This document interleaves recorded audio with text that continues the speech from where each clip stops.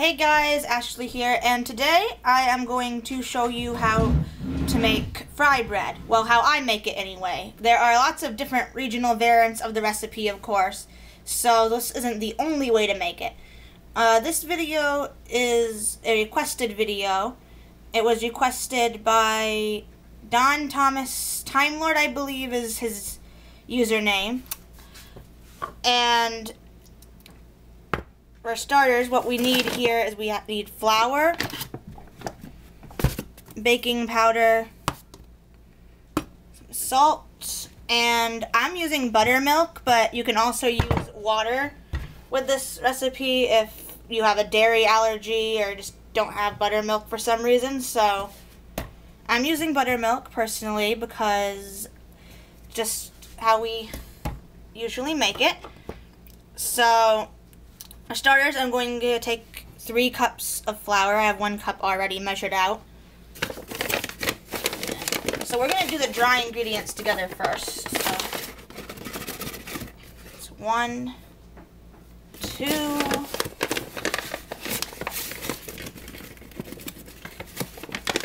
I'm going to need more flour soon. 3 cups of flour. You also need a tablespoon. And that is for the baking powder because you use 1 tablespoon of that.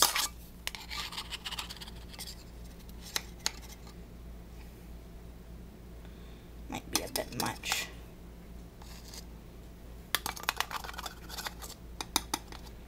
Just a second. Grandma, I think that looks right. Alright, Elisi says that is fine, so that's fine. And now we're going to add in half a teaspoon of salt.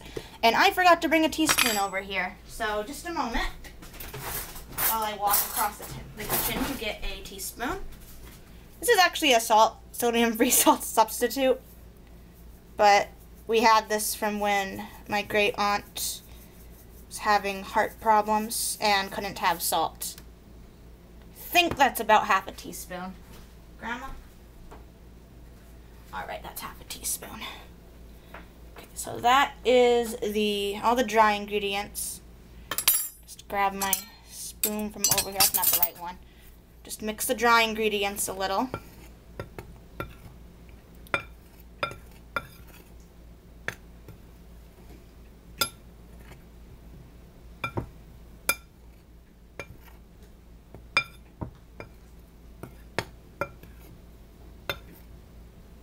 Alright, so now I'm going to add a cup of buttermilk.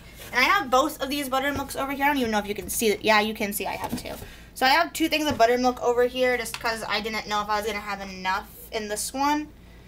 And sometimes, of course, since we are making bread, you need to adjust like how much flour or how much of your water, or in my case buttermilk, you put in. So in any case, there goes our cup of buttermilk. Now we're just gonna mix this. Then when it starts like forming into a dough, we are going to get in here and knead it with our hands. And when we do that, we want it to be soft but not sticky. And we also don't want to over knead it because then it kind of gets tough. And we don't want it to get tough. And that smells good. I like how it smells as the buttermilk like mixes in with everything.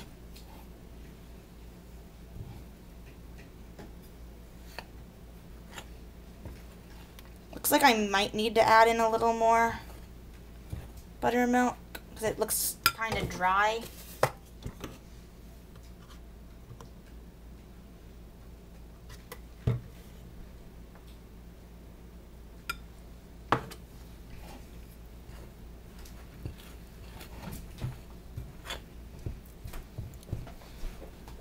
And this is just all-purpose flour, by the way, the standard all-purpose flour. I don't remember if I actually said or not, but that's what this is.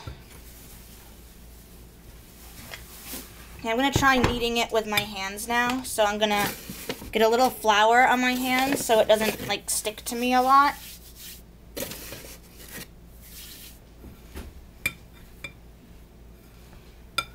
still feels pretty dry. But we'll try kneading it a bit and see if it changes. Yeah, I'm gonna need to put in the rest of the buttermilk I got in this measure. Oh no, Grandma, Elisi, pour the buttermilk in. No, I have some in the measuring cup.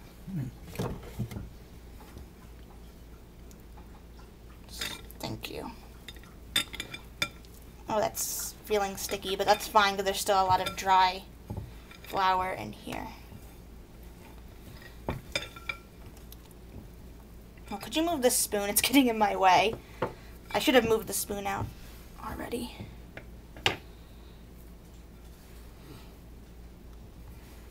What do you think? More buttermilk? A little.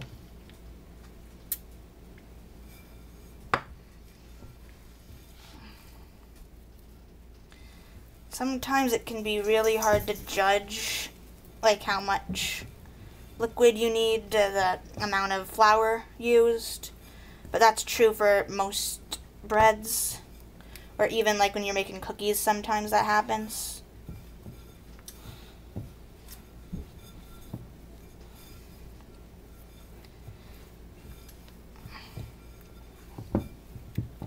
Yeah, we're still very sticky.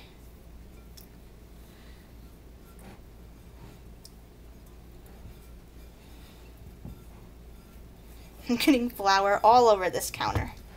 That's fine, I'll clean it up. Now though, just keep on kneading until it's not so sticky anymore.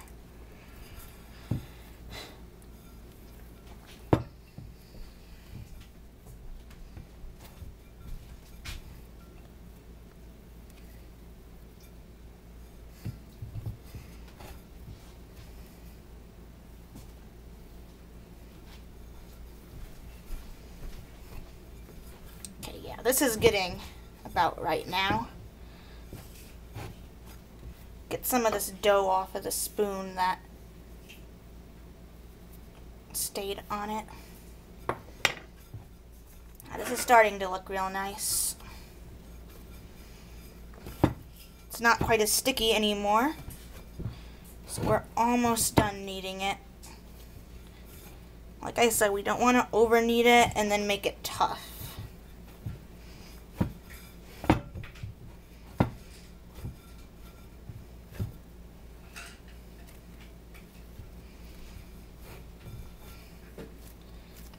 Also don't want it to really be sticky, so there we go. Get some of this off my hands.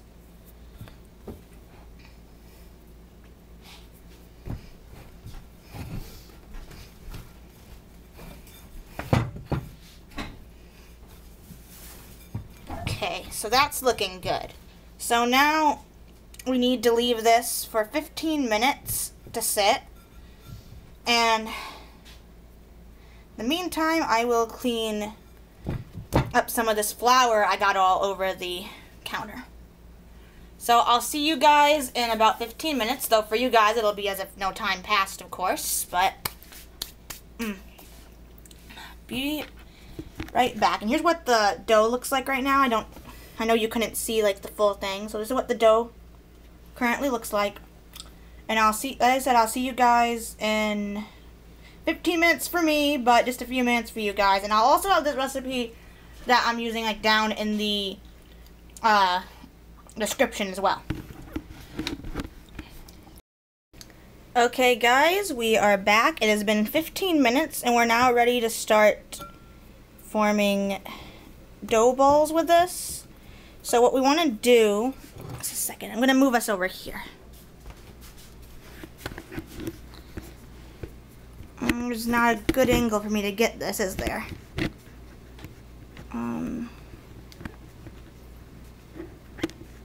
There, that's pretty good. I hope the camera doesn't fall. So what we want to do is we want to pull off like an egg-sized bit of dough. I'll say that's about good. And we'll put a little more. One thing to remember is, of course, that it's going to rise, so you don't want to put too much. and just flatten it. That. Of course, thickness and size and everything can vary from person to person. It's sort of personal preference. So about like that. And I'm just going to leave that there a moment because we need to get this frying pan ready. So I'm going to turn the stove onto half heat. Move this soda can out of the way. Okay, so I've already got the pan pre-greased. It's just been sprayed with some cooking spray. And you can hear it sizzling. So actually, I don't know how well you could hear it. I think I might have had the microphone partially covered. So if you couldn't hear me, I turned it on to half heat. And I've already got this pre-greased with just some cooking spray. And now we're just going to put in some vegetable oil. That's what I've got here. So just want to coat the bottom, but we don't want to get too much in there.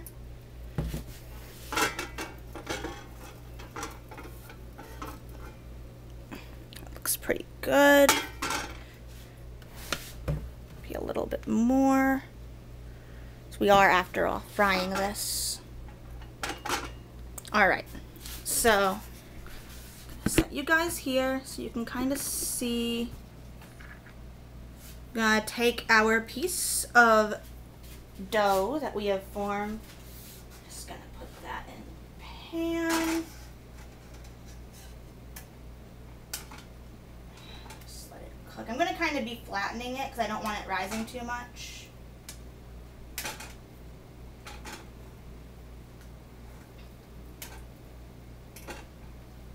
Because I prefer them not to be too thick. That's just how you normally make them.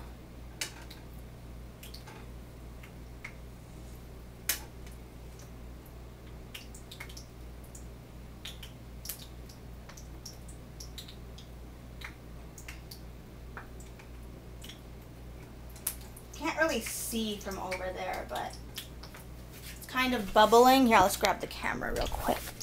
You can kind of see it bubbling around there. And when it's bubbling a lot, then it should be about ready to flip.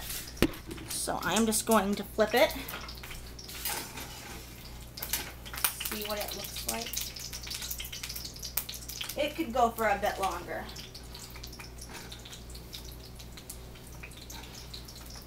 But it is almost ready to flip. You can kind of see the edges getting kind of golden as well.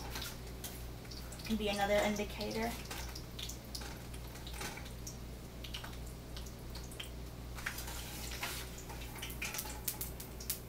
I'm gonna flip it now and just see. It didn't quite get as golden as I would have liked, so I might flip this one again onto the other side, back onto this side. You can kind of see. Sorry, am I in frame? There we go. So you can kind of see how it got. It didn't quite get as golden as I would have preferred, so this could have gone a bit longer on that side. Oh, it smells good though. I'm gonna flip it again. Typically, I wouldn't flip it this much. I would kind of let it finish on both sides. So I'm gonna give that another minute, just kind of to cook.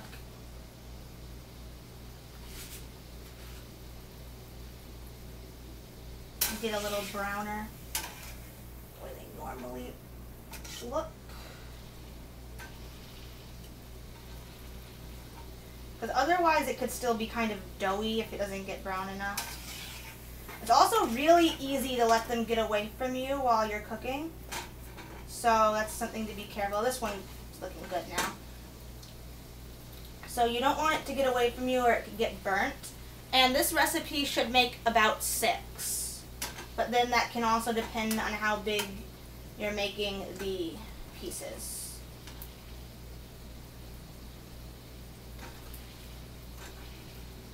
I would say it's probably ready to take out. Let me just see. Oh yeah, this one looks good. So I'm going to take this out, and you can see over here I have this plate with a paper towel on it. And that is just so the oil can kind of drain a bit. So I'm just going to put that on the plate, as you can see. And I think we'll do one more. Of course, I'm going to make it all into fry bread, but I don't want the video to be super long. So again, I'm just going to take my egg-sized bit of flour, flatten it into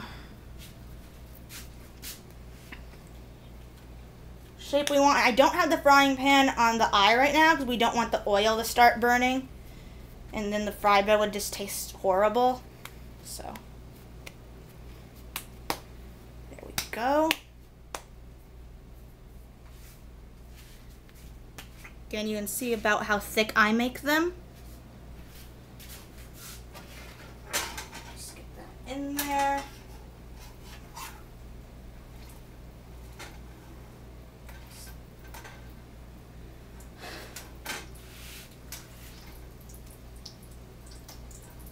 This is probably one of my favorite foods. There's also like just so many different ways that you can prepare, like that you can serve it. You can brush honey on it, which I've done before. You can also just have them plain. I personally I love eating them plain, but let's see. You can also make them into an Indian taco. You can look up recipes for that online. You can find lots of different recipes. You can have serve them with like brown beans, or just a lot of different ways that it can be served. So it's pretty versatile.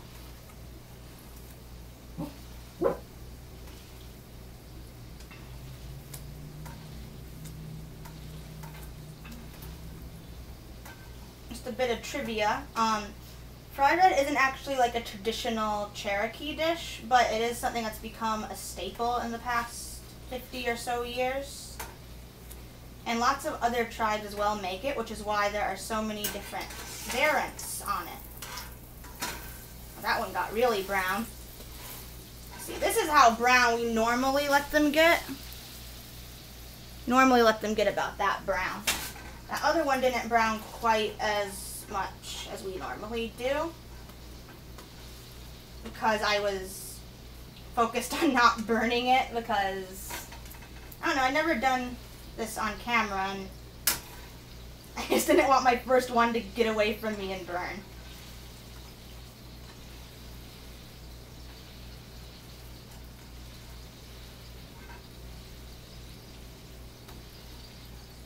It smells good.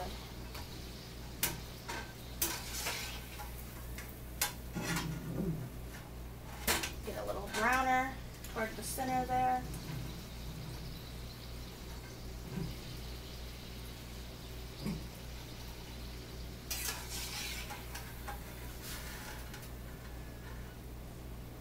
Okay, yeah, that looks good. So this can join our other one on the plate. How long have we been going? Okay, so this is getting kind of long, so I'm going to go ahead and finish the rest of them myself off camera. But thank you all so much for watching, and if you liked it, I hope to see you guys again. Let's see. And if you try making this, and go ahead and comment and tell me how it went. And as I said before, I will have the ingredients and everything down in the description with instructions. So you guys can have that to follow along with as well, instead of just the video. So I will see you guys next time. Bye, guys!